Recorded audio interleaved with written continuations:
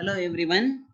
In the previous two videos, we have studied about the applications of biotechnology in various fields, particularly in the field of agriculture as well as in the field of medicine. So now we are going to study about the application of biotechnology in animal husbandry. So we can call it as animal biotechnology. So one particular example is given here. So that is about the transgenic animals, the mechanism of production of transgenic animals and the importance of transgenic animals. But actually, the mechanism to produce, the method to produce transgenic animals is not explained in this chapter. Only the applications or the significances of transgenic animals are mentioned here. So let me explain what is transgenic animals. See, animals that have had their DNA manipulated to possess and express an extra gene are known as transgenic animals. That extra gene is nothing but the foreign gene. In simple words, we can define the transgenic animals as the genetically modified animals produced by the insertion of a foreign gene. So such genetically modified animals are called as transgenic animals. So various types of transgenic animals are already produced. Transgenic rats, transgenic rabbits, transgenic pigs, sheep, cows, and fish have been produced, although over 95% of all existing transgenic animals are mice.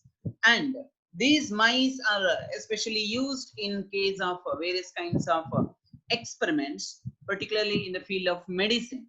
For example, the onco mouse is used for the cancer research work. That is used for the cancer research work. So like this, the various types of transgenic animals are produced and used by the human beings. So now let us see the important applications or the benefits of transgenic animals. So five important applications or the benefits are mentioned here, and the very important topic because you can expect this in the examinations for 5 marks. Okay, then now first application of transgenic animal, there is normal physiology and development. So this is the first application of transgenic animals, normal physiology and development. So physiology means body functioning. So the transgenic animals are developed or produced in such a way that they helps to study the normal physiology as well as the development of a specific gene. So it allows the study of how genes are regulated and how they affect the normal functions of the body and its development. Example, the study of complex factors involved in growth, such as insulin-like growth factors, are studied by the help of transgenic animals. By introducing the genes from other species that alter the formation of this factor and studying the biological effects that result, information is obtained about the biological role of the factor in the body of transgenic animals, so that we can study the expression, the mode of expression, the mechanism of expression of a particular gene in the organismal body and its effect on the physiology of an organismal body. So all such aspects can be studied by the help of transgenic animals. I repeat, the transgenic animals are produced or modified in such a way that they help for the study of the normal physiology and the development of a particular gene. Now, the second application of transgenic animals, that is a study of disease. You know, when there is a development of a new disease, it is very difficult to give the treatment to that particular new disease because we may not know the cause for the disease. We may not know the exact organ which is infected by that particular pathogen. So it becomes very difficult to give the specific treatment to that particular disease or the disorder. So in such case, a new disease should be studied properly. The symptoms should be studied properly. The exact target organ by that pathogen should be studied properly. Then only we can develop a treatment technology, or we can develop the vaccine, or we can develop the drug for that particular disease. So the transgenic animals provides such conditions, the condition for the study of a particular disease. So how to study a disease by the help of transgenic animals? So normally the transgenic animals are infected by the pathogen, the newly developed pathogen or the pathogen responsible for the new type of disease. And the effect of that particular pathogen is studied in the body of the transgenic animal. So it helps to increase our understanding of how genes contribute to the development of a disease. And it also serves, the transgenic animals also serve as models for human diseases, so that investigation of new treatments for disease is made possible. Today, the transgenic models exist for many human diseases such as cancer, cystic fibrosis, rheumatoid arthritis, and Alzheimer's disease. So the various types of transgenic animals are used for the study of the different types of diseases. Okay. The next application of transgenic animals, that is production of biological products. So in the previous chapter, we have studied about the processes of recombinant DNA technology. And in this chapter, we have studied about the production of artificial insulin by the help of recombinant DNA technology. So the host cells or the transformants are cultured in the bioreactors. So by the help of bioreactors, we can produce a particular gene product in large quantity. But it requires expenditure of the different types of nutrients for the culturing of such cells, as well as it requires more expenditure.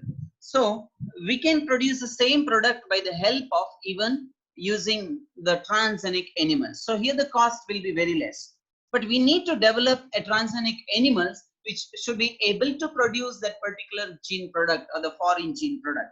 It is possible to develop a transgenic animal with the desirable gene or the gene of interest. So the various types of transgenic animals are produced for this purpose.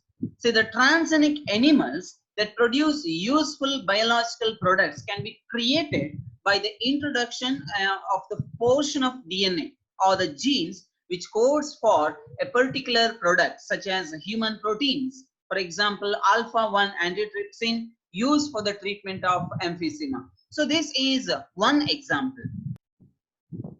Similar attempts are being made for the treatment of phenylketonuria, that is a PKU, as well as the cystic fibrosis. So these are the second one is cystic fibrosis, a genetic disorder.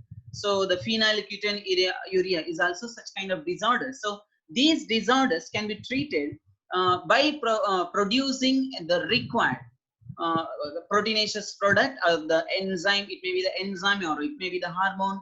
And the particular proteinaceous product is obtained by the help of transgenic animals, and such proteins are extracted from the animals and used for the treatment purpose. So in 1997, the first transgenic cow, named as Rosie, was produced human protein enriched milk.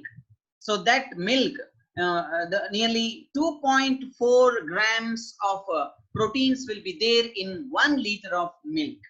So this milk, the milk produced by the Rosie, contained the human alpha-lactalbumin and was nutritionally a more balanced product for human babies than natural cow milk.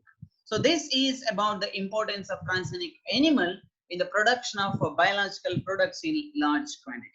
The next application of transgenic animals, that is vaccine safety. You know, vaccines are nothing but attenuated pathogens or half-killed pathogens introduced into the human body to provide the immunity power. So this is a kind of defense mechanism. The half-killed pathogen, when it is introduced into the human body, that induces immune system to produce antibodies.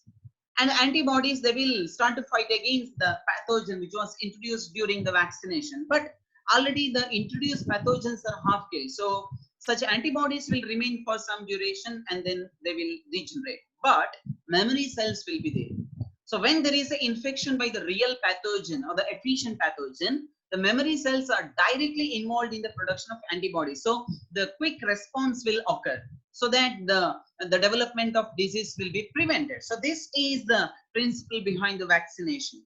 So it is a kind of artificial active immunity. It is a kind of artificial active immunity, that is vaccination.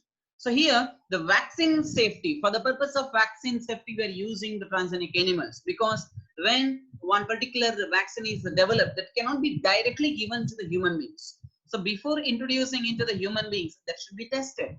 For that purpose, we are using the transgenic animals. So transgenic mice, particularly the transgenic mice, are being developed for use in testing the safety of vaccines before they are used on humans. So the transgenic mice are being used to test the safety of polio vaccine, for example. So before introducing into the human body at the beginning, it was tested in the mice. When it became useful or functional in the mice body, then they started to give it to the human beings. So if successful and found to be reliable, they could replace the use of monkeys to test the safety of batches of vaccine. So if it is successful in the transgenic mice, that can be directly introduced into the human beings. And the last application of transgenic animals in the field of animal biotechnology or the transgenic animals for our benefit, that is chemical safety testing. So chemical safety testing, just like the vaccine safety, here the chemical safety. Here chemical is nothing but the drug, the medicine, the newly developed drug or the medicine that may not be very efficient, or that may cause some negative aspects if it is introduced into the human body. So in such case, before introducing into the human body, that should be tested. For this purpose, again, we are using the transgenic animals. So this is known as toxicity or safety testing, whether it is toxic or whether it is safe. So this is tested by the help of transgenic animals. The procedure is the same as that used for the testing toxicity of drugs. The transgenic animals are made that carry genes which make them more sensitive to the toxic substances than non-transgenic animals. Normally, the transgenic animals are developed in such a way that they are very sensitive to the various kinds of toxic substances, so that the result will be very easy. We will get the results very early, and in a rapid result will appear, so that we can identify the toxicity or the safety of that particular drug. So they are then exposed to the toxic substances, and the effects are studied. The toxicity testing in such animals will allow us to obtain the results in less time. Within a short period of time, we will come to know about the efficiency of that particular drug. So this is about the applications of transgenic animals, applications of transgenic animals. The next one is GEAC. GEAC means Genetic Engineering Approval Committee. So this is an organization which controls all the biotechnological activities. The Indian government has set up an organization, that is GEAC, Genetic Engineering Approval Committee, which will make decisions regarding the validity of genetic modification research and the safety of introducing genetically modified organisms for public service. Because in most of the cases, the genetically modified organisms may not be useful. It may cause some adverse effect. You know, the various kinds of biological weapons developed by some countries are causing very damage to the entire earth, entire world. So in such case, the biotechnological organizations or a control organization that should permit the releasing of that product or that procedure into the society or into the market. So in India, the Indian government has set up the organization called Genetic Engineering Approval Committee. Only after getting the permission, only after getting approval from this organization, any biotechnological product or any genetically engineered organisms can be released into the market or for the public service. Now, related to these ethical issues, one important term is used, that is called as patenting. You know the term patent. So patent or patenting is nothing but the legal rights given by government to the inventors or to the discoverer or to the scientists or the companies against a product or process. So it may be any kind of product or it may be any kind of process. The companies or the inventors or the discoverers or the scientists can get the legal rights against that product, and that legal rights will be given by the government. So this is called as patenting. That is called as patenting. But here we are discussing about the biopatent. So biopatenting is nothing but the legal rights given by the government against the living beings or the products or the biological processes to the inventors or to the organizations or the companies. So this is called as biopatenting, and that product or that organism should be developed by the humans by genetic engineering technology. The modification of the usage of living organisms for public services such as food and medicine sources are the example for that, has also created problems with the patents granted for the same. So patenting is beneficial at one side, and at the same time it also resulted in some negative aspects. When a company gets patent against a particular product, so no other can produce that particular product without the permission from the authorities. So here it also helps for the improvement of economy of the country. At the same time, it helps that particular inventor or the companies to get more economical benefit. So sometimes this patenting will be misused.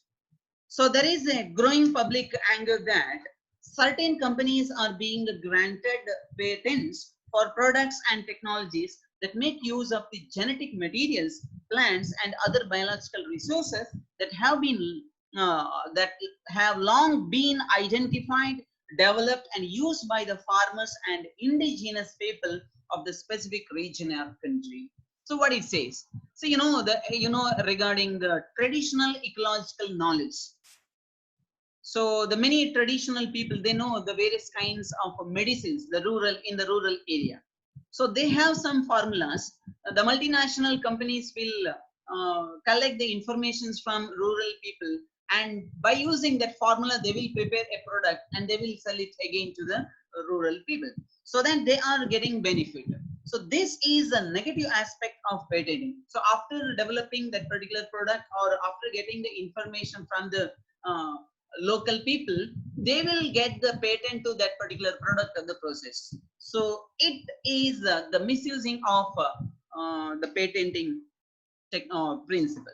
So for example, see, India has the highest varieties of rice. Nearly 2 lakh varieties of rice are found in India alone. So India is one of the richest richest in the world, having a large number of rice varieties. So basmati, the very costliest rice as well as the tasty rice, that is a basmati rice, is distinct for its unique aroma and flavor, and nearly 27 documented varieties of basmati are grown in India. So basmati is originated or produced in India itself. So in 1997, an American company got patent rights on basmati rice through the US Patent and Trademark Office. So why they got a patent to that particular basmati rice? Actually, the Indian basmati was crossed with the semi-dwarf varieties and claimed as an invention or a novelty. So they crossed 2 varieties of Indian basmati plants and they developed a new variety, and they got the patent to that particular newly developed hybrid plant. But later, this allowed the company to sell a new variety of basmati in the US and abroad. This new variety of basmati had actually been derived from Indian farmers' varieties. So later, India fought against that patenting, and that patent was withdrawn. So at the same time, one more term is used, that is called as biopiracy. What is mean by biopiracy? Biopiracy is the term used to refer to the use of bioresources by multinational companies and other organizations without the proper authorization from the countries and people concerned, without compensatory payment. As I told earlier, it is getting benefit by using the knowledge of others, without giving any compensatory payment to them. So this is called as biopiracy. So I repeat, it is a term used to refer to the use of bioresources by multinational companies. So the patent is received by the multinational companies, and other organizations without proper authorization from the countries and the people concerned, without compensatory payment. So this is called as biopiracy. See, the traditional knowledge related to bioresources can be exploited to develop modern applications and can also be used to save time, effort, and expenditure during their commercialization. There has been growing realization of the industry's inadequate compensation and benefit sharing between developed and developing countries. The Indian Parliament has recently cleared the second amendment of the Indian patent bills that takes such issues into consideration, including the patent terms, emergency provisions, and research and development initiatives. So that the Indian government has tried to reduce the misuse of the Indian traditional knowledge by the multinational companies. So this is regarding the bio patent as well as bio piracy. So till now we studied about the applications of biotechnology in various fields. As I mentioned in the previous video, these two chapters are very important. The two chapters coming under fourth unit biotechnology. From these two chapters, we can expect nearly 11 marks questions in the final examination.